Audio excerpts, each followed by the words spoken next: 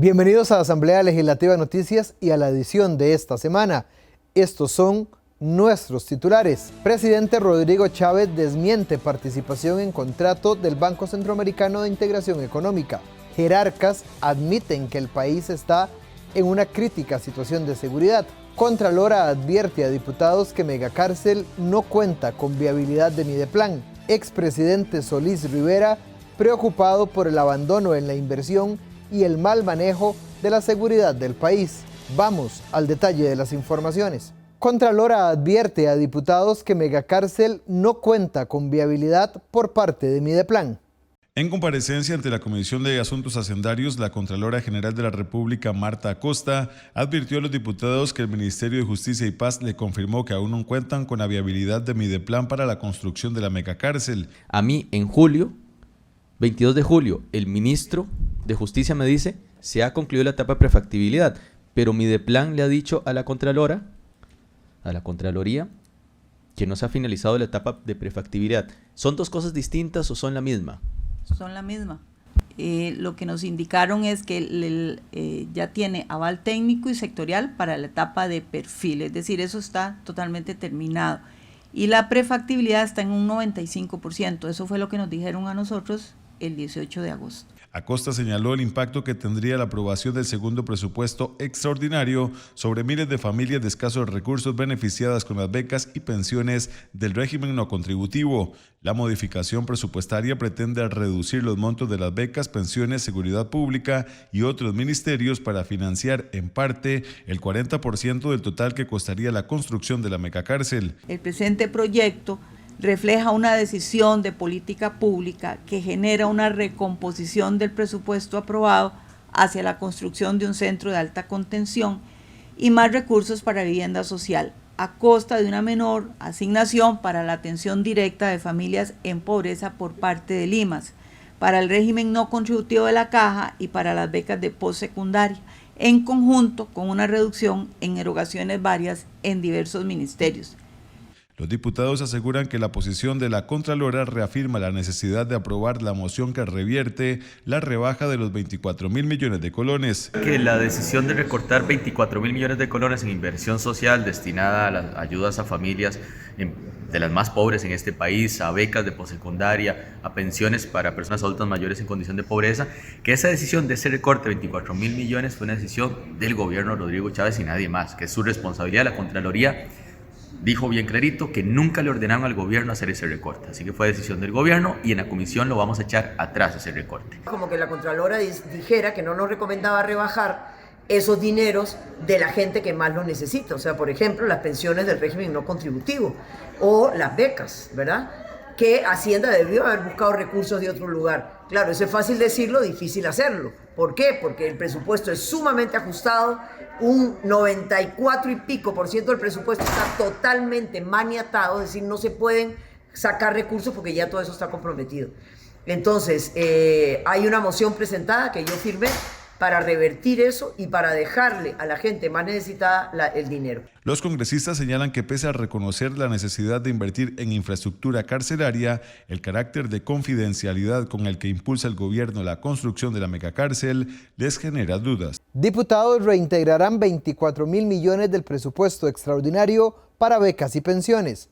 Después de recibir a la jerarca de Limas, Yorleni León, los diputados de Asuntos Hacendarios anunciaron la presentación de una moción que reintegra 24.000 millones de colones del segundo presupuesto extraordinario para garantizar el pago de las becas y pensiones del régimen no contributivo para este 2025. Los diputados cuestionaron a León que se pretendiera trasladar recursos que benefician a los más pobres para financiar parte de la construcción de la megacárcel. Además, que se giren recursos al Bambi conociendo el superávit que tiene y la ineficiente ejecución en viviendas de bienestar social. La moción de recorte fue firmada por Paulina Ramírez, Luis Fernando Mendoza y José Joaquín Hernández de Liberación Nacional, Jonathan Acuña del Frente Amplio y Vanessa Castro y Carlos Felipe García de la Unidad Social Cristiana. Se evidenció en esta audiencia que hubo un error por parte del Ministerio de Hacienda y el Ministerio de Trabajo, o sea, del gobierno central, en donde hicieron una mala distribución de los recursos, pero ahora vienen a buscar responsables.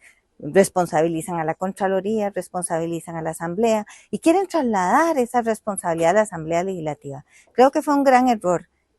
trasladar o hacer una modificación presupuestaria en donde incluyan la exclusión de recursos para todo lo que tiene que ver con programas sociales y 13º mes, en donde afectan más de 118,000 familias, y por otro lado la creación o la construcción de una cárcel. ¿Qué efecto tiene el recorte de 18,000 millones? En concreto, ¿cuántas familias se verán afectadas por ese recorte? Aproximadamente 118,000 familias en el caso particular de Limas. Es decir, que 118,000 familias a partir de ¿qué mes se quedarían sin ese aporte? Septiembre, octubre, noviembre aproximadamente. Si al Bambi le sobra plata y para atender a los pobres nunca tenemos suficiente plata, ¿qué es lo que tenemos que hacer? Simple y sencillamente presentar una moción, revertir eso y que no le quiten la plata a la gente que más necesita, mientras que el Bambi está sentado en un pozo de plata que no puede ejecutar. El presupuesto extraordinario incluye 8,000 millones de colones para iniciar con la construcción de la megacárcel. Sin embargo, los legisladores mantienen sus reservas por el secretismo con el que el gobierno maneja la ubicación y detalles técnicos de la obra. Presidente Rodrigo Chávez desmiente participación en contrato con el Banco Centroamericano de Integración Económica.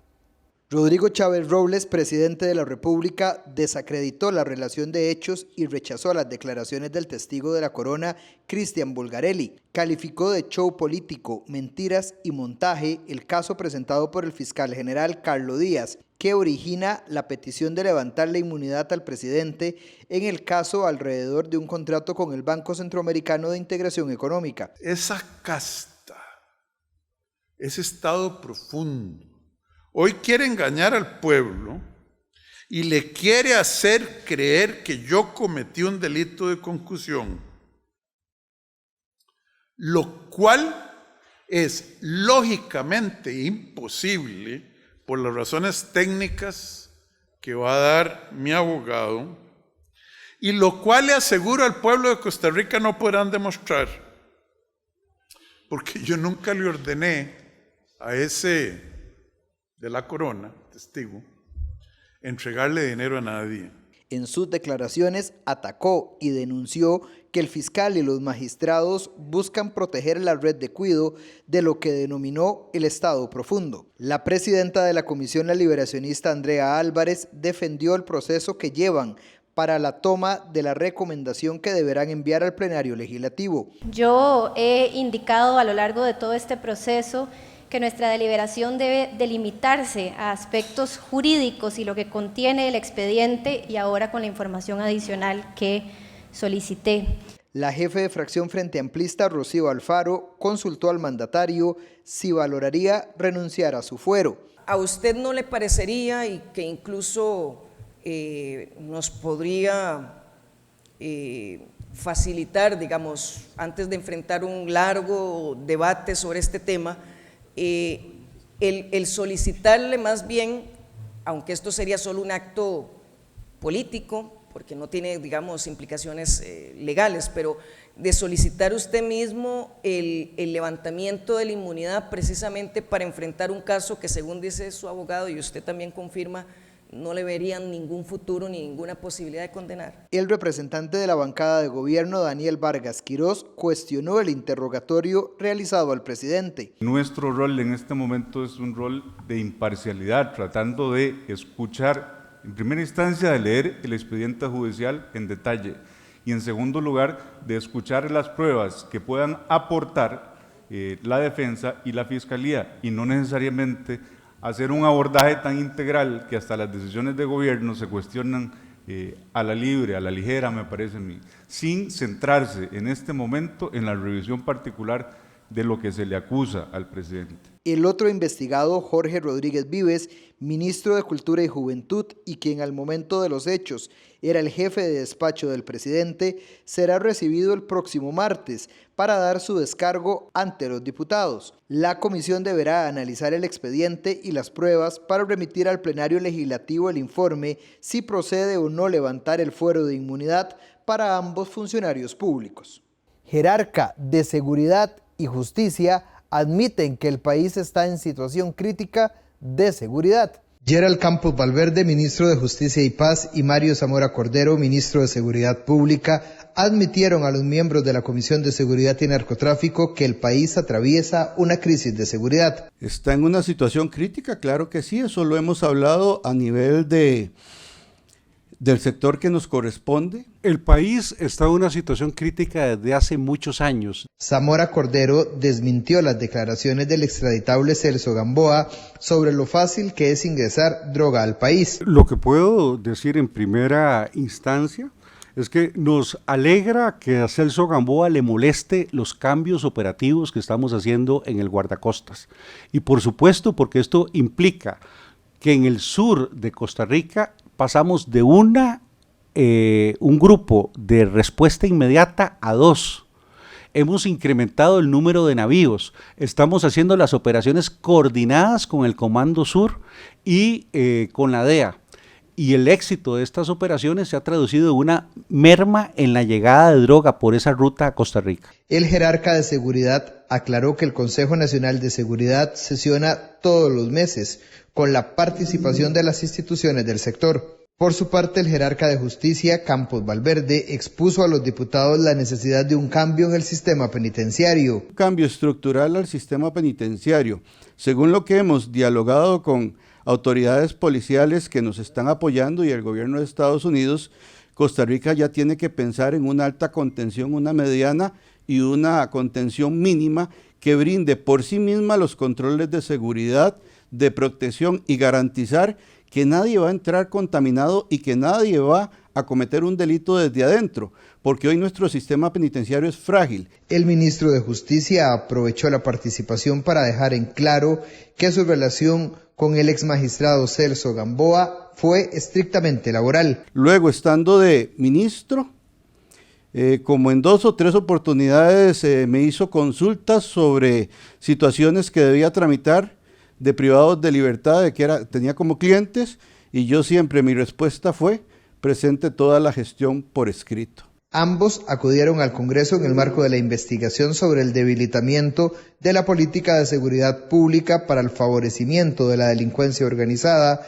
con el objetivo de establecer las responsabilidades políticas y administrativas de la administración Chávez Robles. El expresidente Solís Rivera, preocupado por el abandono en la inversión y el mal manejo en la seguridad del país, así lo señaló ante los diputados. El mandatario del periodo 2014-2018, Luis Guillermo Solís Rivera, expuso ante los diputados de la Comisión Permanente de Seguridad y Narcotráfico su preocupación por el abandono y el mal manejo de la seguridad del país. Solís Rivera reconoció el trabajo de la Asamblea Legislativa en la aprobación de legislación nacional y lamentó que se dejaran de dar las reuniones entre los presidentes de los supremos poderes. La seguridad era un asunto de Estado, lo es, y tiene que haber buena relación entre los poderes del Estado para que esto funcione. Si no existe eso, es muy complicado. El exmandatario también expuso sobre su relación con el ministro de Seguridad de su administración, Celso Gamboa Sánchez. El nombramiento del señor Gamboa se produjo por el desempeño que él había tenido, primero como fiscal de la República, después como viceministro de Seguridad y finalmente como director de la DIS en una administración precedente. Todo ello sin que en ese momento se tuviera ninguna alerta sobre otras actividades de don Celso, como las que se conocen hoy. El exgobernante resaltó el contraste entre el esfuerzo realizado en su administración en materia de seguridad pública con el contexto adverso frente al abandono sufrido durante la administración Chávez Robles y su indeclinable obligación a proteger a la ciudadanía. En ese contexto enumeró algunas de las acciones que se desarrollaron en su cuatrienio para atender la seguridad, como la contratación de más de 3.400 policías y la capacitación de más de 13.000. Igualmente, se construyeron 3 nuevas cárceles, así como los centros cívicos por la paz, 9 delegaciones policiales completas y 2 en proceso, la construcción de 4 estaciones de guardacostas y 11 delegaciones, así como la Escuela Nacional de Policía. Ante una consulta de la diputada Frente Amplista Priscila Vindas sobre si su a criterio se ha dado una mala gestión para atender esta crisis. Yo diría que en términos muy generales, ha habido una gestión insuficiente de los recursos y de las políticas públicas para combatir el narcotráfico. La jefe de fracción de gobierno, Pilar Cisneros, refutó los datos y defendió las acciones de gobierno. Contrario a lo que dicen alguna gente aquí, me gustó mucho escuchar lo que usted había dicho, que a todos los gobiernos les toca recortar. Usted construyó 11 delegaciones policiales, lo felicito por eso, nosotros llevamos 16. Usted dijo que había que reforzar las policías, una de las más especializadas es la de control de drogas. Hemos subido de 176 a 320 oficiales en esta administración. Y usted dijo, y a mí no me calzan los números que usted dijo, que usted había nombrado 3,000 y pico de policías. ¿Okay? Según un reporte certificado que tengo yo aquí del Ministerio de Seguridad Pública, en el 2015 se eliminaron 500 plazas de policía. Y entre el 2021 y el 2022, 744 y 202. Cuando esa administración entró, teníamos un faltante de 1,446 policías. Y hemos tenido que remontar y ya llevamos 2,200. Remontamos los que faltaban y se han ido nombrando más y más. El exmandatario también expuso 3 recomendaciones para mejorar la seguridad y evitar que más funcionarios públicos se involucren en redes del crimen organizado. Entre ellos enumeró el uso de los polígrafos regularmente con personal calificado, no disminuir o quitar presupuesto y coordinar con todas las fuerzas policiales del país. Cuestionan resultados de informe externo sobre regímenes de pensiones. Los miembros de la Comisión de Asuntos Sociales cuestionaron el informe actuarial contratado por el Banco Centroamericano de Integración Económica sobre los regímenes de pensiones. Esto en el marco del análisis del expediente 24.786, luchando por la justicia del sistema de pensiones del sector público. Durante el análisis, los legisladoras discutieron sobre la sostenibilidad de dichos proyectos. En las conclusiones que ustedes presentan, dice, los aportes de los trabajadores activos y sus respectivos rendimientos se utilizan para fondear la reserva de curso de pago, dado que los jubilados y pensionados actuales son deficitarios. Y eso es una de las primeras grandes verdades que nosotros tenemos que llegar a conciliar. Mi preocupación es con base a la comparación que se hace de los regímenes y a esta unificación, porque, siempre parte de la discusión que hemos tenido aquí con otros actores es que no podemos mezclarlos, porque todos son diferentes. Uno se pone a revisar el estudio actuarial, este que nos está presentando aquí la consultora, rápidamente salta a la vista que la supuesta justicia no es pareja para todos los regímenes. Por su parte, el gerente país del Banco Centroamericano, Álvaro Alfaro Gutiérrez, resaltó el apoyo al país para contar con un estudio independiente. Nuestro papel fue exclusivamente poner a disposición de nuestro país los recursos para que tuviera acceso a un análisis técnico independiente. El uso de este estudio, la valoración de sus resultados y la decisión sobre posibles reformas corresponden enteramente a las autoridades nacionales. La consultora Kemly Arias Sandí defendió los resultados del estudio. El impacto financiero que tendría el proyecto de ley en el estudio actuarial pues viene bastante detallado. En el caso de lo que son las pensiones con cargo al presupuesto nacional, las administradas por la DNP, en el caso de las pensiones en curso de pago sería una disminución de un 1,60% en el valor presente actuarial de los beneficios, mientras que en el caso de las nuevas pensiones, que ya son muy pocas las que se otorgan, no se visualiza un impacto. Para el caso del RTR sería una disminución de un 6% para las pensiones en curso de pago y de un 2,18% para las nuevas pensiones otorgadas. Y finalmente, en el caso de lo que es el Poder Judicial, lo que se determina es que el proyecto de ley tendría una disminución de 160.502 millones de colones en el déficit actuarial a la fecha del estudio. Este expediente seguirá en discusión en la comisión. Resaltan labor de primer mujer afrodescendiente en ocupar la vicepresidencia del Congreso.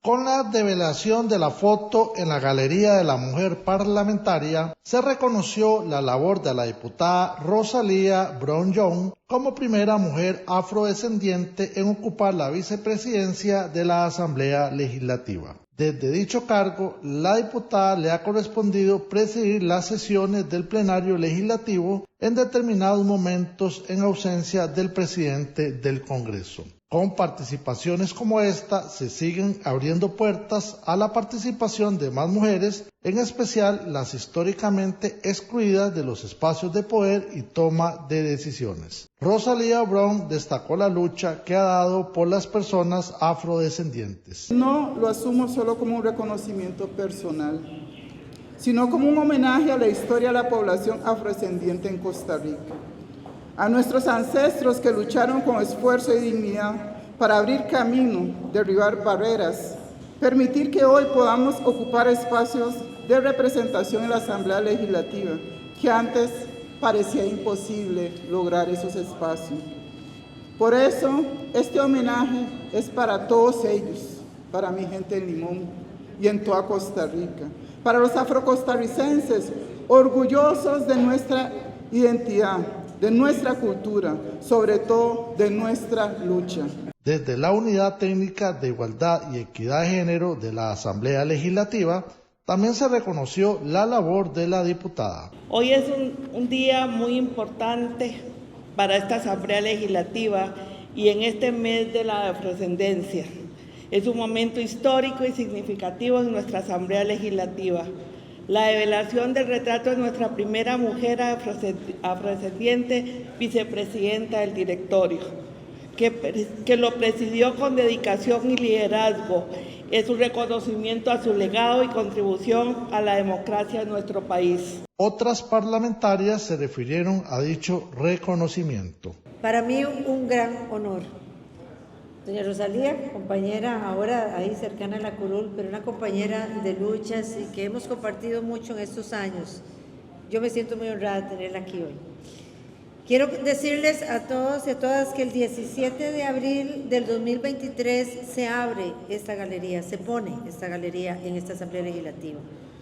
Se inaugura desde el Grupo Parlamentario Mujeres Diputadas que presido junto con la Unidad Técnica de Género que dirige la compañera Aide. Ella me informa que tenemos casi 8 años las mujeres pidiéndole al directorio de la Asamblea Legislativa que nos dé una pared, una sencilla pared para poner las fotos de aquellas mujeres que asumen los primeros puestos legislativos. El retrato de la parlamentaria Rosalía Brown ocupará a partir de este momento un lugar en la Galería de Mujeres Parlamentarias en la Asamblea Legislativa. Proyecto para exonerar a vehículos híbridos divide opiniones en Comisión de Asuntos Económicos. Un proyecto de ley para promover vehículos con combustibles alternativos limpios causó divergencia entre los diputados de la Comisión de Asuntos Económicos y los jerarcas del Ministerio de Hacienda. Para los representantes del gobierno, el beneficio de este proyecto sería solo para los quintiles más altos. Aquí lo importante es qué grupos de la población consumen este tipo de vehículos, hacia dónde van esos recursos. Un tema importante es, si yo agarro toda la estructura tributaria y la veo antes y después, o sea, los ingresos de las personas y la estructura tributaria, y comparo antes y después del pago de impuestos y las transferencias, veo, mejora esto la equidad, o sea, el sistema tributario mejora la equidad, y este tipo de proyectos hacen que ese indicador me dé peor. El diputado oficialista Manuel Morales está en contra de la iniciativa. Deberíamos estar pensando en exoneraciones no para ser carrocentristas, deberíamos estar pensando en exoneraciones para traer buses eléctricos. Entonces ahí favorecer a los deciles de bajo ingreso y no a los deciles de alto ingreso como lo estamos haciendo en beneficio ahora, porque un carro eléctrico híbrido va a arrancar como desde los $25,000, de los $25,000 hasta los $150,000. Ahí andan los carros híbridos. Los carros eléctricos andan en rangos similares. Entonces, ¿a quiénes estamos beneficiando? Queremos impactar a la población mayoritaria costarricense que sí ocupa un bus, que ocupa un bus en otras calidades, no solo para el usuario, sino para un chofer que anda ahí 12 horas en el bus. Entre tanto, los legisladores Catherine Moreira y Gilberto Campos están a favor del proyecto. Yo no considero que estos incentivos sean un gasto, yo más bien diría que es una inversión estratégica en el sentido de considerar que esta iniciativa de ley, este proyecto, es un impulso hacia una vía de desarrollo más sostenible.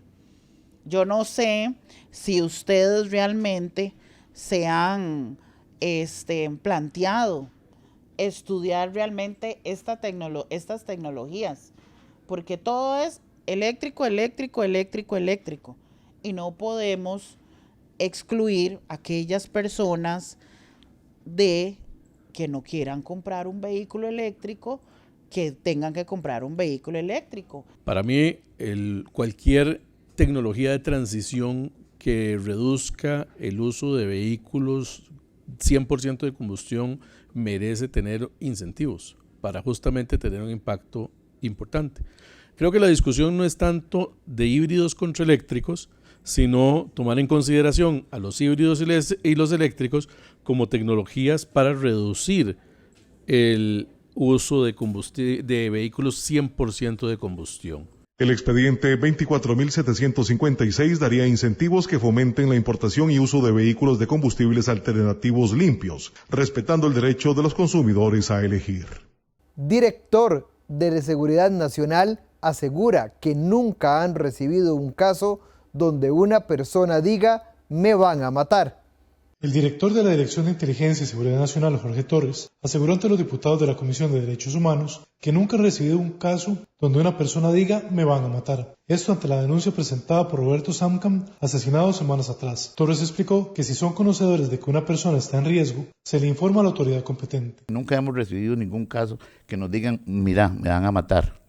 Tampoco nosotros tenemos el banco de información de los refugiados de este país. Hay un número general público que circula, que se habla que podrían haber 20.000 personas refugiadas y 200.000 solicitudes de refugio en espera, cosa que sería imposible para nosotros con una cantidad de refugiados que no quisiera, de oficiales nuestros de la DIS, que no quisiera decir la cantidad, darle seguridad física a cada ciudadano. Los legisladores consultaron si existe un protocolo para los casos como el de Samcam. Lo que estoy entendiendo, don Jorge, es que no existe ningún protocolo, ¿sí o no? No, señora, no tenemos ningún protocolo. Actualmente tiene relación la DIS con la Dirección de Inteligencia o con su homóloga en Nicaragua. No, señor. No tenemos algún canal de comunicación con la inteligencia militar para temas de fronterizos, quizá un poco, y oficialmente no tenemos, muy poca comunicación. Ha cambiado el sistema. Cuando dice ha cambiado, y creo que usted es la persona idónea porque tiene mucha experiencia tanto en Nicaragua con el tema de seguridad, quiere decir que en otros momentos se había una relación más cordial entre los organismos de inteligencia. Sí, regionalmente a nivel de Centroamérica y Sudamérica siempre ha habido una buena relación, pero conforme hay inestabilidad política en algunos países, va cambiando la comunicación. Nosotros como Comisión de Derechos Humanos presentamos esta moción para poder esclarecer un poco la situación tan lamentable del señor don Roberto Samcam. La Convención Americana sobre Derechos Humanos y del Pacto Internacional de Derechos Civiles y Políticos, ambos instrumentos ratificados por el país, dice que el deber de protección hacia las personas exiliadas constituye una obligación del Estado costarricense, y en ese sentido el Estado tiene la obligación positiva de adoptar medidas preventivas y de protección frente a riesgos previsibles aplicando la debida diligencia. Mi pregunta es, básicamente, en esa condición de ser exiliados, ¿exige de parte de las autoridades competentes un tratamiento jurídico especial para personas que están en esa categoría, don Jorge? Diputada, nosotros, sí, normalmente esta comunidad se nos acerca, y muchos exiliados más que están en el país, porque tenemos, ya le digo, 20.000 exiliados. O sea, yo creo que no puede, ni siquiera la población costarricense creo que podría tener una seguridad personalizada. En este caso nosotros los orientamos, siempre les damos recomendaciones de seguridad. Los diputados seguirán analizando los temas de protección a personas exiliadas. Gracias por habernos acompañado en esta edición de Asamblea Legislativa Noticias. Los esperamos en nuestra próxima edición.